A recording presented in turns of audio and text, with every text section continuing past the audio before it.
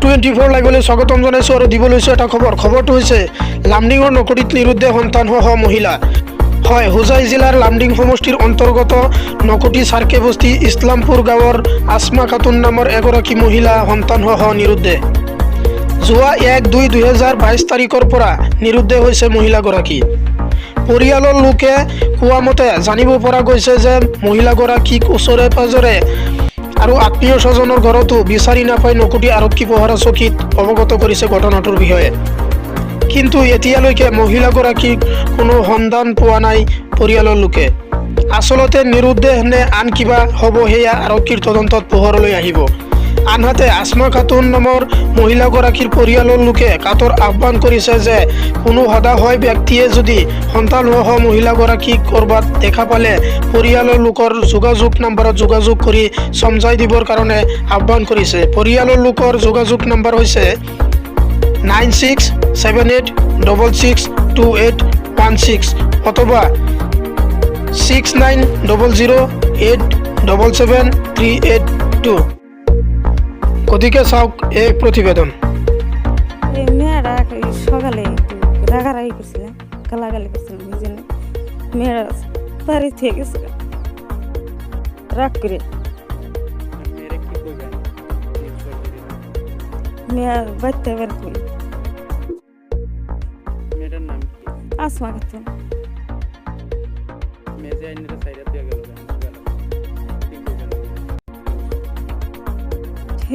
না থাকলে উদ্দেশ্য করে পায় আমি চাই বাচ্চা নাতি আছে, তার নাম আরসুলি, মেয়ের নাম আসমা খাতুন। আসলে মোর ঘরের ওচৰৰ মানুহ, কিন্তু 3 দিন হ'ল তাৰ ছোৱালীটো ক'ত গেছে কিমান খুঁজি আছে তো তথাপি নাপালে।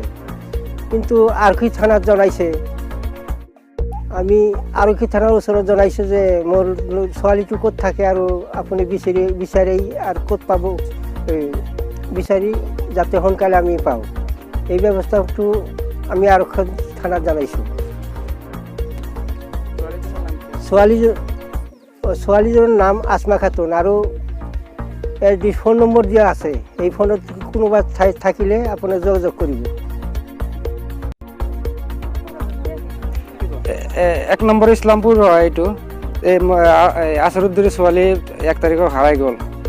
এতিয়া নকটি থাকাত এজাহাৰ কৰিছে। এতিয়া ছোৱালীটো যিমান সোনকালে পাৰে সোনকালে ঘূৰি আহক এইটো ব্যৱস্থা কৰিছোঁ।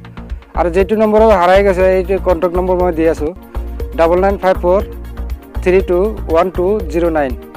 এইটো নম্বৰ যোগাযোগ কৰিলে পাই যাব। হয়, এইটো পৰিয়ালৰ নম্বৰ হয়। এইটো মোৰ নম্বৰ হয়, কিন্তু তথাপি এইটো নম্বৰ পাব। মই এক লগতে হয় ঘৰ মোৰ। এজাহাৰ আজি দিছে, আজি 4 তাৰিখে দিছোঁ। আসমা খাতুন হয়। ছোৱালী একটা লৈ গ'ল লগতে। আৰচপালি হয়, ল'ৰা হয়, আৰচপালি হয়।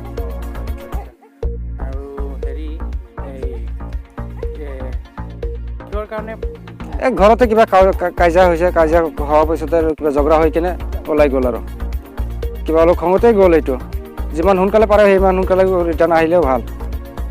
বুধবার দিন সকাল 7টা বাজায় 8টা বাজায় তারপর মেয়ে কিবা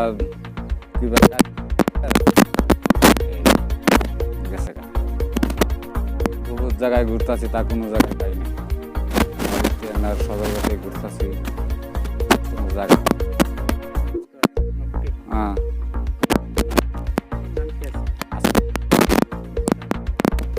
লগত লড়াটা